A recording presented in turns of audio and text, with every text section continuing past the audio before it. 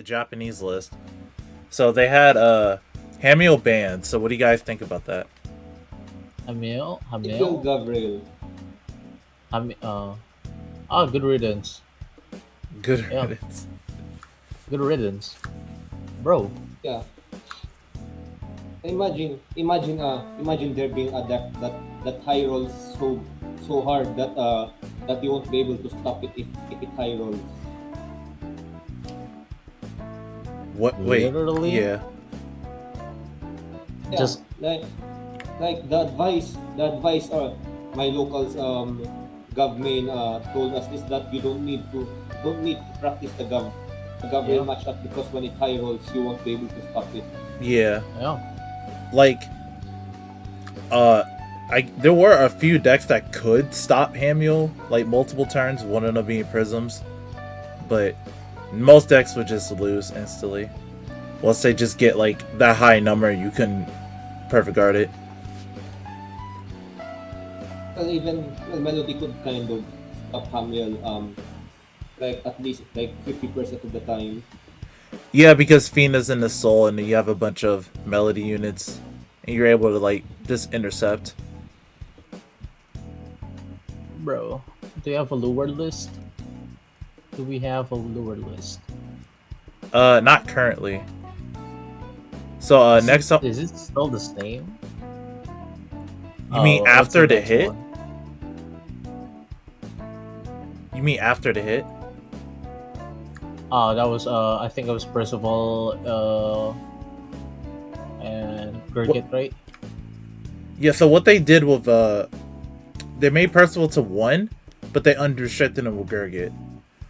So Gurgit got Oh, yeah. buffed because you just need to search. I mean, somehow get one Percival, and then like your game plan is accelerated. Yeah, just sack Percival, bro. Easy.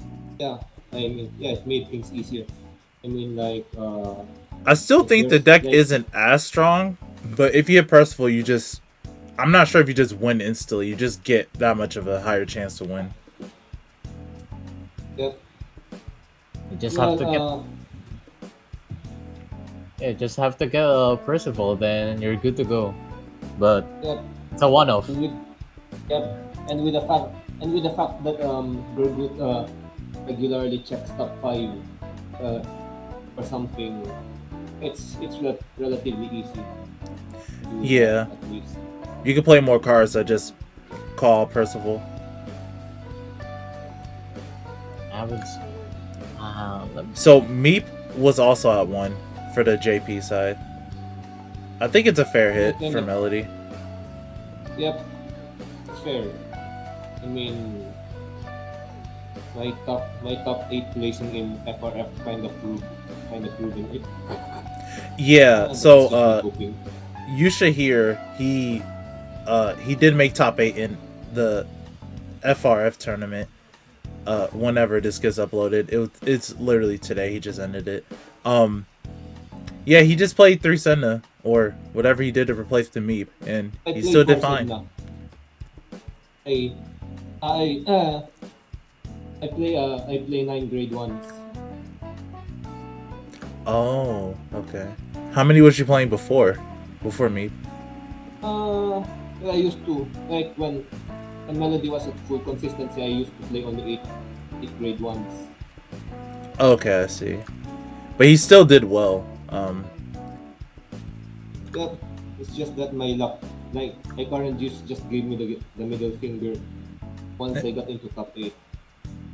Yeah, but still making top 8 with Melody still probably proves that the deck isn't dead. It just lost some slight consistency. Yep, yep. They just killed its consistency, not its high roll. So, in English, we have another page, and we got hits to Bermuda and Shadow. So let's talk about Shadow first. So with Luard, you also can't play Charon within the main. So I think it's a fair I hit. mean, Yep, Yeah. it's also a fair hit. more consistency hit on a very consistent force marker generator. Like, I, Luard Honestly, was able to just keep using resources because Sharon existed, and you could just keep recycling it and putting grade ones to the drop. Yeah. yeah. So it slows it I feel like it's down. not. Yeah. Yeah, pretty much because you cannot use a Bezel Owl and the Grade 2 guy. Leofall, much more easier. Because Yeah, both requires a Color Blast. Abyssal Owl is the soul, but you don't get the instant counter charge. I mean, the same grade. If you have the same grade, yeah. But if you're like Grade 2, Oh, that's cannot. true. Yeah, yeah. But also like, oh, what was you gonna say, Yusha? Although yeah, it's a honestly for me it's kind of a fair hit, but I feel like it could have been balanced much more by removing its end of turn marker generation. But it's just me. Yeah, but it Yeah. makes a shatter point in Luard where like people can start damage denying, and the Luard player have to be more more cautious of their counterblast. So they can't just, oh, I'm just gonna counterblast for this, counterblast for that. Sean's gonna counter charge it back, fill my drop zone with Yep. grade ones. I think I think those soul blasts are also used to loop certain cards from and drop back to that. That too, you can't just start looping drag drivers that easily now. If they're in the soul from Sharon, you Yeah. gotta play other cards that do that. Which Abyssal Owl can, Yes. but it isn't like, oh, I just get a free CC as well. Yep. Hopefully Luard gets weaker with this hit. And then for the next hit was Bermuda Triangle. So there's a 3 choices straight with Kitere, Rosa, and Ellie. So there's been a lot of discussion if this was the right hit or not. It kills the Highlander Prism version, which I don't think many people realize how degenerate that deck was. It's like, it wasn't like Luar tier 0 when he had in the main, but it's still degenerate, as in like, you just keep looping Ellie's, and your opponent can't break through your hand. It's kind of like Ellie was with the G Guard. Your opponent just Yeah, couldn't break pretty through. Like I don't think that highly of Highlander Prism. It's like the last few times I tried that build, I was given a handful of grade threes. You know you know Prism is one of the decks you wouldn't want to see a handful of grade threes in. What do you anything you want to say, Kags? Oh, nothing much. It's just what I can say is just it's not a right hit. It's not the right hit. No. I mean like if we're comparing like Highlander is a great the Highlander is got a hit, but how about the normal one? Oh yeah, like the mainline, like they just wanted to hit the. I feel like they wanted to hit cards around it that doesn't necessarily hurt the entire clan. I can see why Ellie was hit because they do lose shield, and I don't think like everyone's saying, oh, they lose shield. You could just plop in like, I don't know, Luzeros or Nikita, but it isn't that simple as that because Ellie by herself is like, okay, what's on a board your opponent has to guard, or at least just sacrifice it for you getting the 20k shield. Like, she creates pressure just for existing and preventing prisms for not decking out. Because with Qteri, he was able to just not deck out ever and just keep having this 20k shield. That, mind you, everyone is playing Heal Guardians, so they're losing like 5k shield a year in the deck with essentially infinite shield.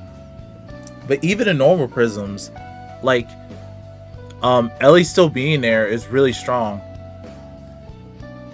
And now without Ellie, the deck has a point where, okay, they do not have that much shield. Kind of like Grand Blue. But they're a lot slower, I feel, than Grand Blue. So you can potentially just rush them before they start getting hand because they don't have Ellie early game. Yep. Well, the thing is, I feel like Prism would be knocked down a few pegs, like more than Luard, because like the thing with Luard is that it's got an end game Yes. of a crazy amount of markers. Prism, just grind, suck, grind, suck, grind, suck. Yeah, in the Highlander version, you could get the Pearl Sisters. It keep beating her down with 2 crit before you calling your bigger swings, and your opponent had to drop so much cards before that when you call Rosa and clear. So it's kind of like your one con wasn't really, oh, I'm just gonna beat them down while draw a bunch of cards. It was like, okay, let me get this defensive infinite engine, and then get the Pearl Sisters and just 2 crit them to death, and then I would just finish them off. Because Prism, Well, like, to be fair, yeah, like even regular Prisms can run the Pearl Sisters. Like, they can, but sending- it's very less consistent unless they run like Anj or just Q-Terry without Rosa, which is just significantly worse.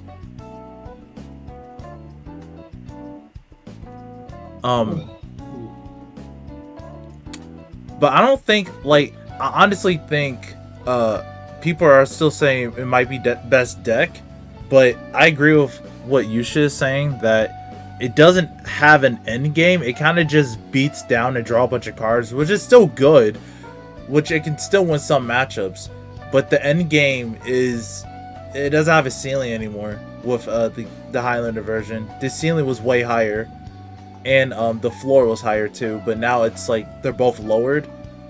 You can play the deck and not really think as much, but will it beat like Grand Blue that have the Skull Dragon finisher, or can it still contest with Luard, even though Luard doesn't have as much of a resource gain? I'm not really sure. Like, Luard did lose his turn too of just calling Sharon, but also Prism lost like most of his defense because of Ellie. Yeah, like I feel like Prism nowadays would be nothing more than a lower tier grind deck. Like the thing with Prism is that like without Ellie it like it's just a slow deck that grinds, that does it. Like how do I say this? Like without Ellie, it's a slow deck. It's as slow as like around the time of it's as slow as like let's see, around maybe early V, early to mid V. I don't know. I think they still. I still think the whole entire line is like really well defined. It's just that the end game is not there, other than just beating down your opponent. Like, Prisms don't have marker acceleration. They have advantage to make good numbers. They can still get 5 attacks, but other decks, like from the upcoming clan, the release clan collection and stuff, they're getting more power. Like, you can do a lot of stuff, even like with Lukier on turn 3. It still hit that many numbers and draw. Like, their end game is just hitting with more than 4 or 5 attacks that are like above 33. That's the end game. Prisms only have 5 attacks, and like they get advantage just through drawing or the triple drive from Vert. I still don't think it's enough. Yep. And Maelstrom has a finisher. You could go Glory, Original, with the restand, but Glory just ends the match for Prisms, I feel, without Ellie. Yeah, even reverse. I think nowadays even Maelstrom reverse can just end games for Prism. Like, I'm not trying to like glorify that the list. I'm not saying the list is perfect. I feel like there are some things that could have hit too. I just feel like Prism had Prism. Ellie carried Prism a lot more than like other decks, because other decks like Lupina, Anj, Mirror, stuff like that, they do not create as much advantage to hand as you may think it. bouncing is not a plus to hand. It's just you putting them back into your hand. And even like some people might say, oh, Anj might be best deck or whatever. You're returning normal units to your hand, so that's not actual like large amount of shield unless it's grade ones. And if you have a hand mostly full of triggers, you have to start bouncing your opponent's stuff. It's only a twin drive.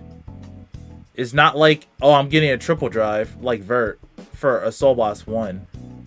And you could get 5 attacks, but that costs a counterblast from Tira or some type of on hit from Relenka. Like, there's too many factors for like Anj to even be like tier 1. And it's still just a fair deck. And the card itself doesn't like create advantage. Your engine and all the other cards have to do that. Rather than just Vert creating self-advantage just by soul blasting and binding another prism. Which the engine already can do that by itself, so.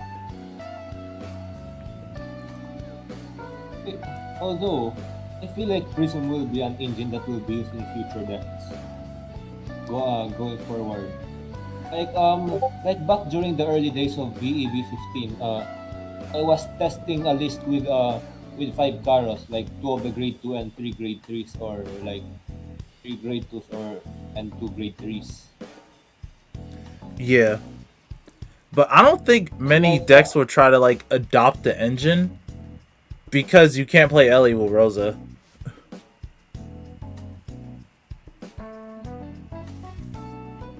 Yeah, that's the thing. But overall, I like the hits. Yeah, I like the hits too, but yeah, I like the hits too. The Prism's more balanced now.